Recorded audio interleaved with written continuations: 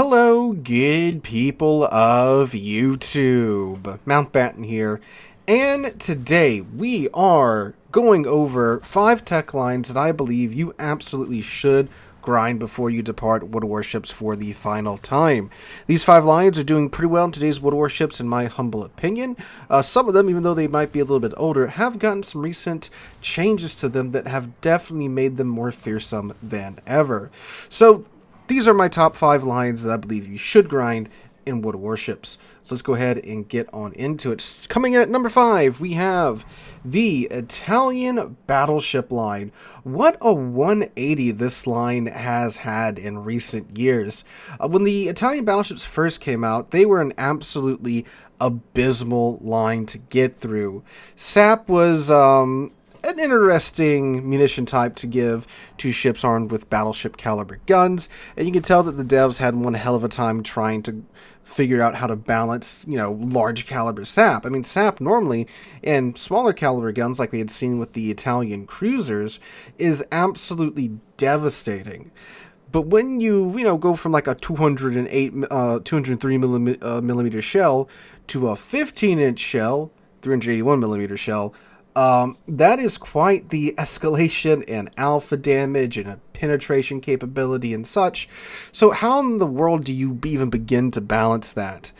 Well, Wargaming decided to give the Italian battleships originally just absolutely terrible dispersion that made German battleship dispersion look good, coupled with long reload times, low sigma values, and it was an absolute pain to get through the Italian battleships.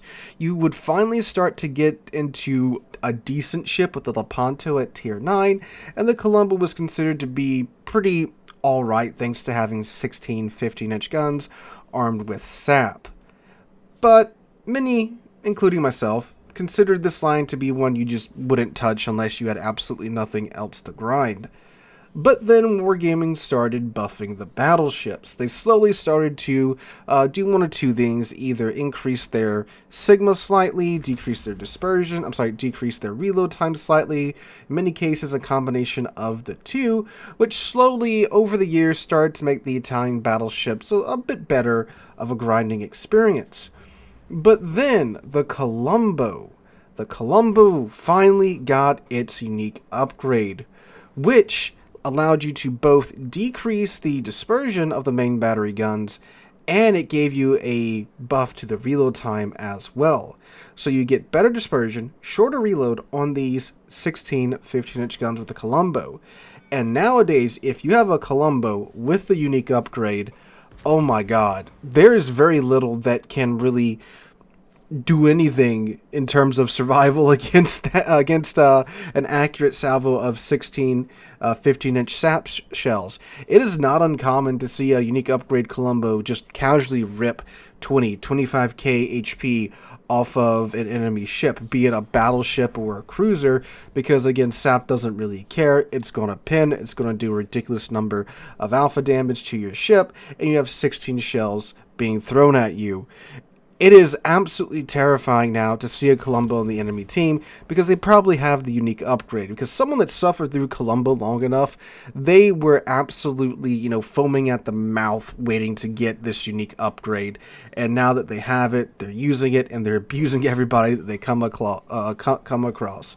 And man, Colombo is always a pretty solid ship in my opinion, but the unique upgrade for it absolutely changes the ship. It's ridiculous how good this ship is now in this state. And of course, if you have Sansonetti, the unique Italian commander, that's even better. You get a kill, you get a buff to your range, and now you have normal battleship range on 16 15-inch guns armed with SAP. You have your exhaust smoke for either sneaking up close to enemy ships or sneaking away when you need to sneak away after you maybe, get into a bad position. The Colombo's armor is really good, like admittedly, most of the higher tier Italian battleships, but she still does have that, that very weak side, just like the Roma. It's basically, if you look at the armor, it's basically, scaled up Roma, essentially.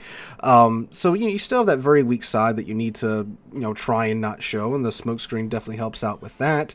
So it is a great ship nowadays, well worth the grind. The line is so much better to grind nowadays than it was was back when they first came out. It's well worth the grind now, especially with the Colombo, and I cannot recommend enough getting the unique upgrade for the Colombo. It's worth every single Research Bureau point you have to grind out in order to get. I mean, you can literally rip 20k off of pretty much whatever you want, besides destroyers, because they get, you know, the different damage ratio with the large caliber sap shells. But cruisers, battleships, aircraft carriers, wherever you come across, you can easily rip 20k off of it a salvo if you have good enough aim with the unique upgrade and the dispersion mod slapped on there as well. And also pick up Sansonetti, then you've got a beast of a ship, easily one of the best battleships in game at the moment here with the Colombo.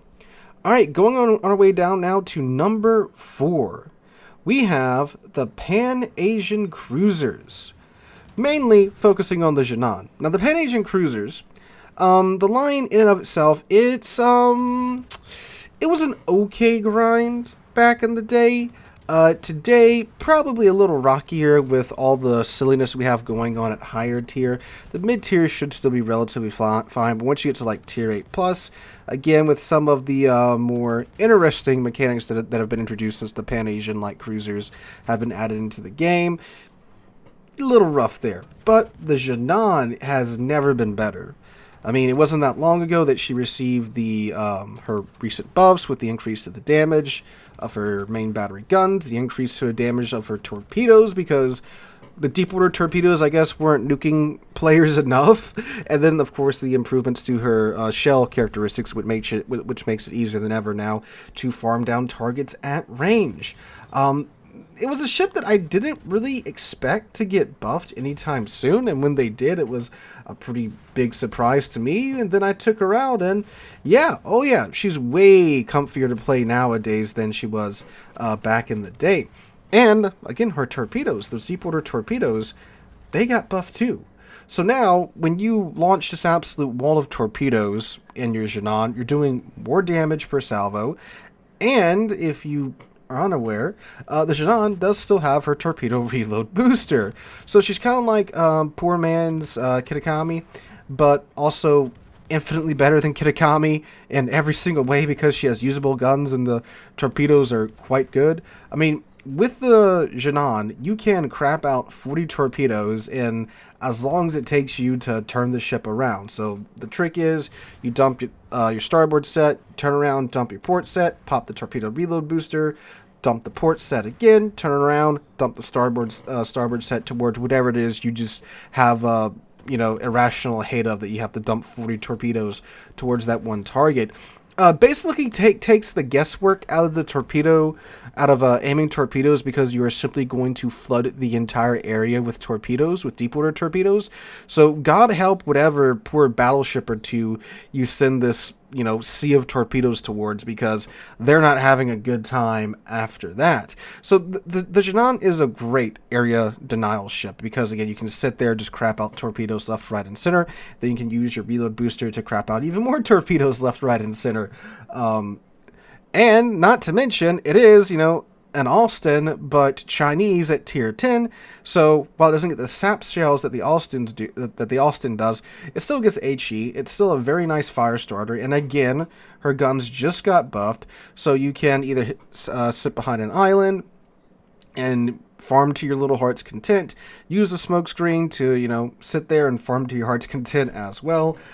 It's an excellent ship for, again, area denial, and the mere psychological effect of seeing, a stream of HE shells coming toward your ship is not to be understated here, too, because so many times I've seen flanks get held back because there's, like not an Austin, there's a Jinan, and the Jinan's got a destroyer buddy that's spotting for him, and they're dumping torps together, and the enemy team just refuses to push up into what is really just two ships holding the flank down, because, well, you don't want to be the guy that's going to sit there and get farmed down by the Jinan or eat the wall of torpedoes from the Jinan.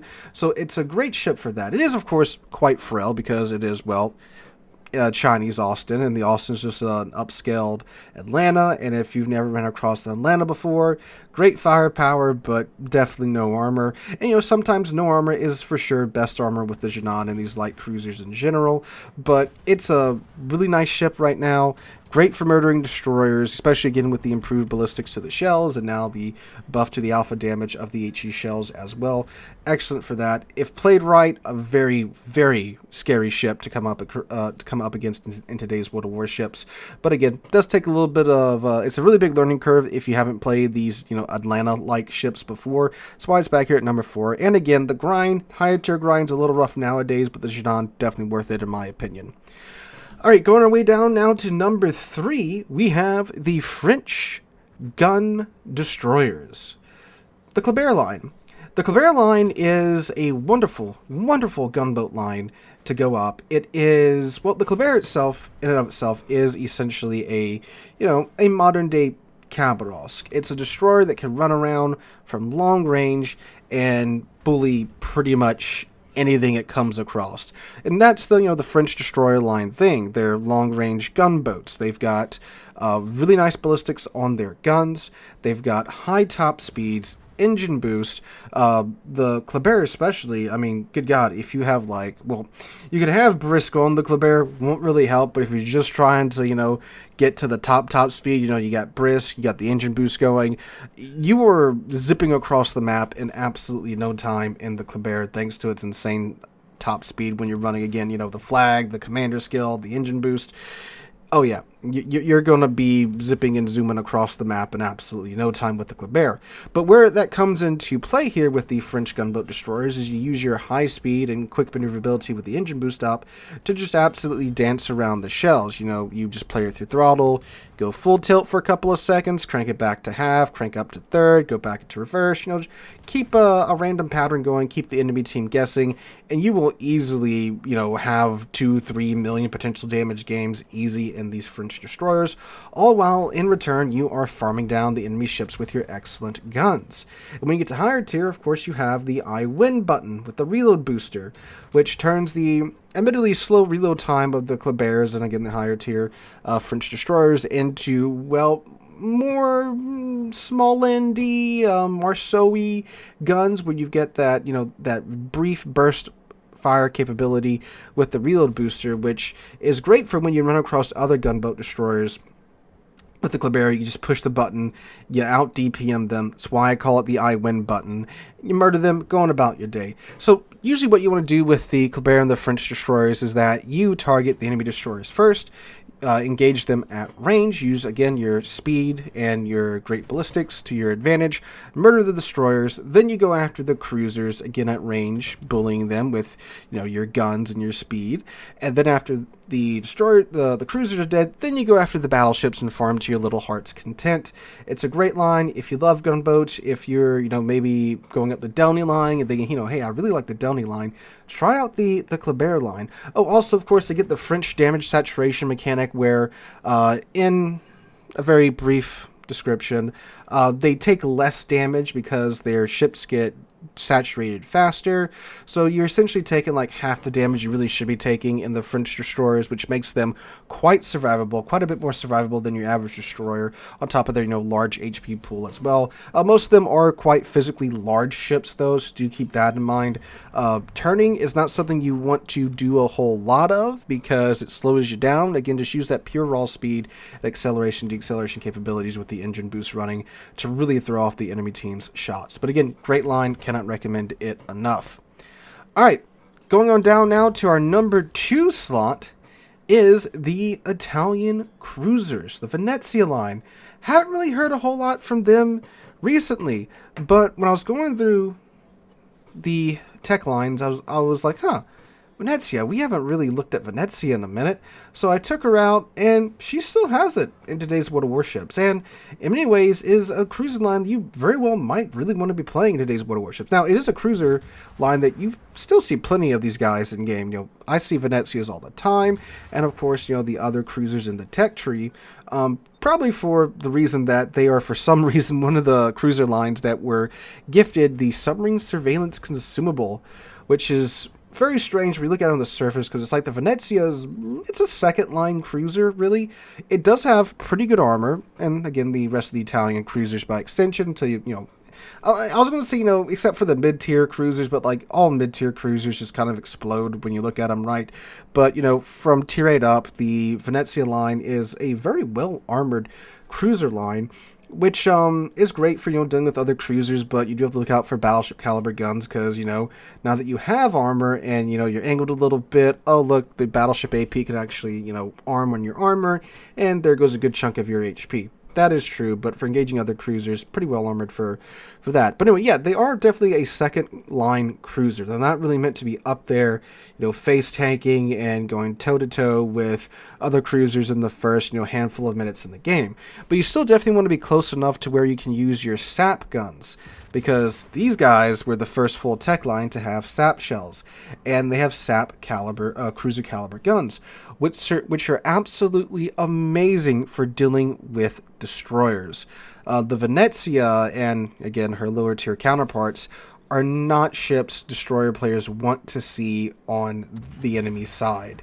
They are great for 1 or 2 tapping destroyers. A well-placed Venezia salvo with her 15 guns, oh yeah, that is taking 90% of a high-tier destroyer's HP, if not outright deleting it in a single salvo. If all the shells land and pin, right? It is a great cruise line for murdering destroyers. And what does murdering destroyers do? Well, it helps you win the game. Destroyers are the eyes of the enemy team. By taking out the enemy team's eyes, well, now they can't see. And of course, your destroyers can run around and do whatever they want, because now the enemy destroyers are dead because you've murdered them with the Venezia's AP or your Italian AP, and now you're free to move about the map and, well, bully other cruisers, because you still have sap that doesn't really care about cruiser armor, right? Or really battleship armor too. Now, the Venezia, unlike the other ships on this list, the changes she's caught, and more than a few of the Italian cruisers have caught, are in fact nerfs.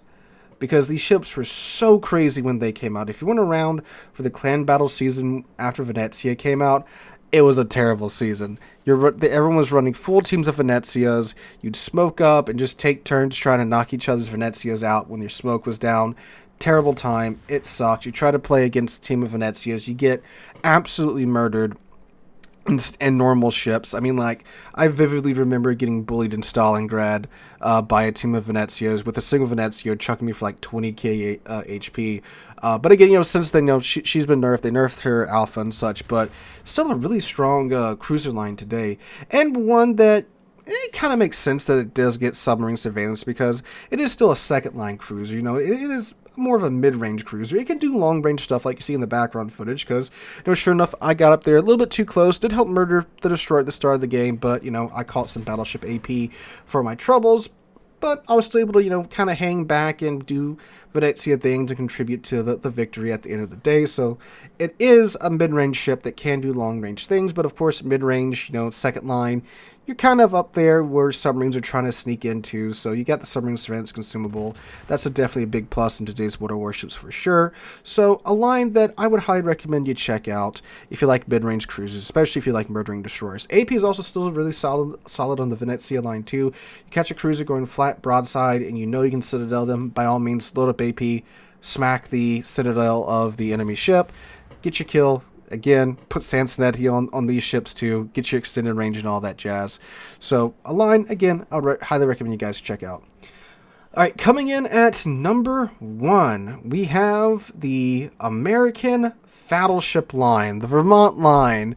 The Vermont, you know, these are ships that, upon first glance, you definitely may want to pass on. They're giant, they're slow, they have long reload times, right? But their guns are pretty friggin' sweet and pretty friggin' accurate too. And oddly enough, they were, well, not really recently, but in previous updates, they were actually retooled to be more of a mid-range battleship line. And you might think, really, these giant lumbering beasts, mid-range battleships? Yeah, surprisingly enough, it does work. Now, again, very much like the Venezia, the Vermont line can do things at range if you're going up against ships that don't really touch their rudders, which sounds like a joke, but there's plenty of people like that at tier 10 that sail in a perfectly straight line, even after you deliver your second salvo of 12 457mm guns to their broadside. It's truly fascinating at times, right? But these are some really surprisingly fun mid-range battleships. You got a lot of firepower available to you with like the Vermont with their 12 457mm guns, with the American AP. She actually has the Ohio shells now, or the shells are similar to Ohio shells according to Wargaming. And, it's kind of fun driving around, a giant dreadnought-style battleship, super mega dreadnought-style battleship. And while she might be fat, she's pretty thick in terms of her armor. If you know how to angle a Vermont, I mean, like, she still has belt armor, right? Sure, she does have a massive superstructure that can easily be farmed. Citadel is so big, it's making the German battleships blush, right? But if you can bait enemy players to shooting at your belt armor, and it's angled enough, everything's going to bounce off of it. And surprisingly, the Vermont line are very maneuverable. A line of very maneuverable battleships. They have quick accelerations, they have surprisingly quick rudder shift times and such, so you can dance around some shells every now and then, or, bait the enemy team to shoot at your broadside. Looks like it's enough for them to penetrate, then, you hurry up, throw the rudder over, and, you angle steeply enough to where that AP will bounce off of your belt armor. It's surprisingly a fun line to play at mid-ranges. Now, of course, I'm not saying, smack W, sail straight into the teeth of the enemy team. Absolutely not. What I like to do in my Vermont is kind of hang out in the back for the first few minutes of the match, kind of see what everything's doing, take those opportunistic, opening shots when, players are sailing to their respective flanks, and just kind of wait and see what's going on. Then once you get an idea of what's happening and you see those opportunities where like, okay, look, the destroyers are dead now, I can see, what's on this flank, I don't have... there's a couple enemy battleships, a cruiser or two, but my team's here. All right, now let's go ahead and, briskly walk toward them, because the ship does only go, 20-ish knots, depending upon whatever build you're running on it. And then, you just walk toward them like, just a doom turtle, right? You've got a ton of HP, you have the improved heal with the improved cooldown time as well, and you just start punching stuff in the nose with your 457mm guns. They aren't the 460mm guns, so you can't overmatch 32mm of armor, but I mean... not many ship likes being punched in the superstructure by 12 457mm guns. And if they go bow into you, just break their turrets with your broadside, right? And it's like, okay, you're bow tanking, but, every 40 seconds I'm just going to smack your turrets until they stop working completely, right? Then you throw some shells into their superstructure, rip them for like 15k a salvo, because, again, it's 12 18-inch guns going into their superstructure. You just work through them like that. If some poor cruiser tries to oppose you and it's anything short of a Stalingrad, you're just going to punch it in the nose for all of its HP, right? If they try to bow tank you. Obviously, if it's got torpedoes or something, that's a different story, right? Despite, the fact that the Vermont does have surprisingly good torpedo protection, but, as you see in the background footage, once you get walking toward them quite briskly and they're stuck, where they have to angle to you or the team, it's pretty much game over for them. So it's a surprisingly fun line to play, despite, again, having these fat American ships that barely go 20 knots, with long reload times, with guns that don't sound overly large for their tier, besides, the Vermont. It's a pretty fun line to play.